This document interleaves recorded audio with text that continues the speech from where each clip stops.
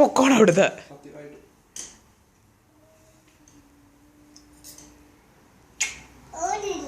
ഊരില്ല കേട്ടോ പപ്പാച്ചി.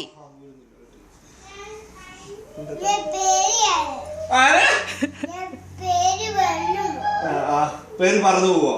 എങ്ങനെയാ ബേബി പറക്കുന്നേ? പേര് എങ്ങനെയാ പറക്കുന്നേ? എങ്ങനെയാ പറന്നു പോകുമ്പോ എങ്ങനെയാ പിടിക്കുന്നത്? ഇങ്ങനെയാണോ പിടിക്കുന്നത്?